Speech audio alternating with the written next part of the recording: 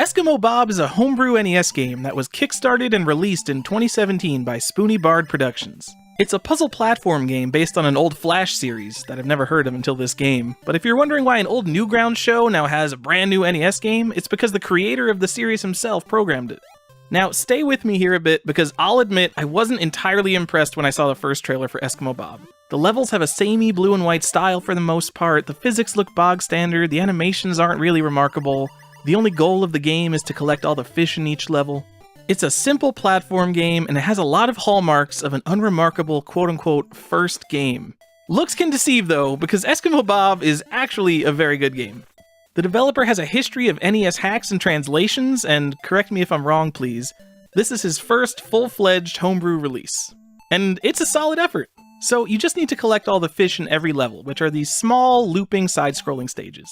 I'm not a big Eskimo Bob fan, but eating fish is what Bob does in the show, and this game is probably full of references that I don't understand. I'm sorry, I was more of a Radiskull and Devil Doll kind of guy.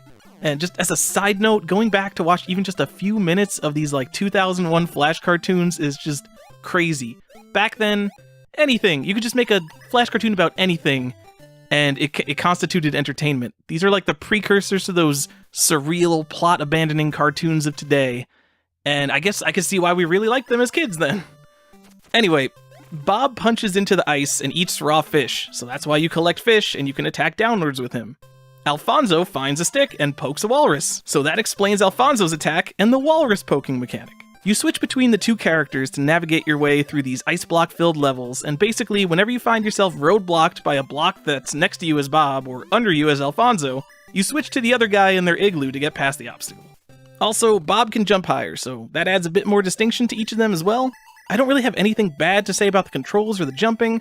Running feels good, ice feels slippery, you have as much jump control as you should have. It doesn't feel like an Action 52 game, and that's not really a given with Homebrew, so that should speak volumes. It does feel very good. Now, it is a puzzle platformer, but I put the emphasis on platformer. This game is going to test your jumping and enemy dodging skills more than it's going to test your brain. For the first good chunk of the game, basically every time you hit a slight roadblock, you just switch characters, and it's immediately obvious how to proceed. The best levels are at the end, where there might not even be a hint of an obvious path through the level, so you might just have to really just kind of figure something out between Bob and Alfonso that works. The levels overall ramp up in difficulty at a good pace, and I think you're unlikely to get stuck on any of them.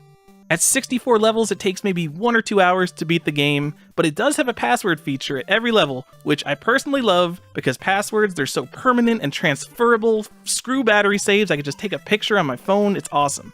And just to give a reference, I'd put the difficulty level close to like Darkwing Duck. I'd say it's slightly too easy for me to want to come home from work and replay it every day, but it's challenging enough to feel satisfying playing through it once or twice and not just feel like I'm steamrolling through it looking at content. There are 4 bosses mixed in with the regular levels. There's this hot dog guy in a spaceship, and you have to jump on top of him and punch him in the head a few times as the level changes around you. These guys are a little bit basic. It's not like they're bad, they're just kind of fine. These fights are easy and they're not very dynamic, but it certainly adds some variety to the game. These levels are probably the most quote-unquote homebrewy levels in the game. The final boss is another story. It's basically the same thing, but with double the health and way more projectiles, and it is by far the hardest level in the game.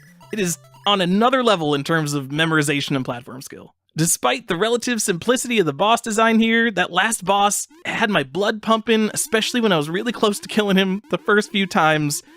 I mean, it didn't take me like hours to beat him or anything, but it takes me a few minutes. I just wish some of the other bosses gave me that same rush of adrenaline. This game is available from the creator on eBay for about $50 shipped US, or you could just get it on Steam for $3. At either price, I'd say it's definitely worth it. In terms of game length and variety, it's somewhere between like a black box game and a later release NES game, which to be clear means I'm saying it's a full-fledged game and not just kind of some short, tiny project. Of all the things Eskimo Bob is, I certainly think it is polished and true to the source material. The graphics are attractive, it retains the personality of the original characters, or, at least it retains that eyebrow thing that they got going on, right? The music in this game is probably better than the music in the show itself. By an order of magnitude. Don't be an ass, don't put this off like I did, because you think it's too simple. It is definitely a fun game. That's all for Eskimo Bob. Thanks for watching.